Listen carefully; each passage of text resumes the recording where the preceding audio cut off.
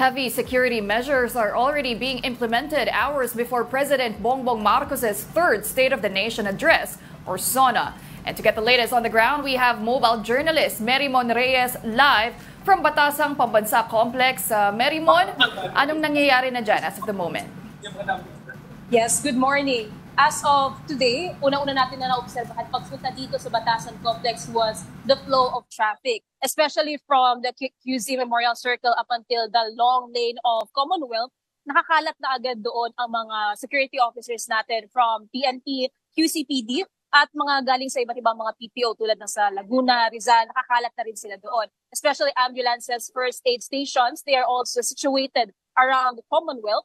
And as of entering the Batasan Pambansang Complex, nakakalat na rin dito ating mga security officers, especially when it comes to security measures such as yung mga ipinagbabawal na mga gamit tulad ng mga sharp objects, especially ang mga baril, dahil nga sa nationwide gun ban na nagsimula nga nitong July 20 up until midnight of today. As of today, canceled din and suspended lahat ng classes from all levels, public and private along QC. This is to pave way and to give way for today's SONA. Especially para nga sa daloy ng trapiko, para nga hindi magiging mabigat, lalong-lalo na meron ding rerouting na ginagawa para nga magbigay daan dito sa SONA. And tungkol nga dito, mahigpit din na nilang binabantayan ang mga bagay na ipapasok dito, pati ang mga identity, dahil nga nakakatakot na magkaroon ng mga threats sa loob nga ng Batasang Pambansa. Pagdating naman sa mga bisita, inaantabayanan pa natin ang kanilang pagdating mamaya dahil nga sa ngayon ay maaga pa. Pero para sa mga pupunta pa dito sa Batasang Pambansa, asahan natin ang daloy ng trapiko na medyo magiging masikip na dahil kanina pa lang 6 a.m. Masikip na ang daloy ng trapiko. Kaya naman kailangan na natin busisiin para na sa lahat kung saan ba ang mga rerouting paths na kailangang puntahan. Balik sa'yo. Merymon, nabanggit mo nga na posible pa nga sumikip ang daloy ng trapiko mamaya mas malapit sa oras ng SONA. Pero may nakikita na ba tayong mga protesters dyan malapit sa Batasang Pambansa?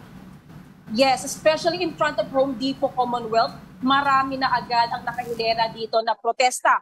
And as of now, inaasahan nga nila na baka mas dumami pa ito, lalong-lalo na kahit sa mga lugar na hindi designated areas of protest. Nakita na natin kanina pa lang 6 a.m. marami ng mga nakahilera, lalong-lalo na galing sa mga transport sectors at iba pa mga sektor na nagre-representa sa kanila mga advokasya o kanilang mga pinaglalaban. Pero silipin pa natin mamaya kung gaano pa karami at kung aabot ba hanggang sa labas ng Batasan Pambansa Complex itong mga nagpoprotesta. Pero as of now, in control pa, especially when it comes to traffic, and yung daloy din ng mga tao pumupunta, kontrolado pa ito because of the security officers and traffic enforcers na nakakalat nga sa Commonwealth. Merymon, may idea ka ba kung ano yung mga tatalakayin ni President Bongbong Marcos sa kanyang ikatlong SONA?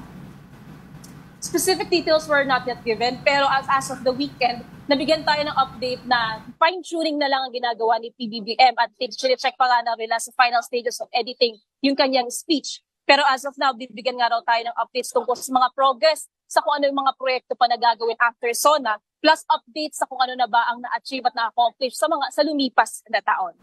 Ayan, aabangan natin yan mamaya, no? Thank you very much. That was mobile journalist Merymon Reyes reporting live from the Batasang Pambansa Complex.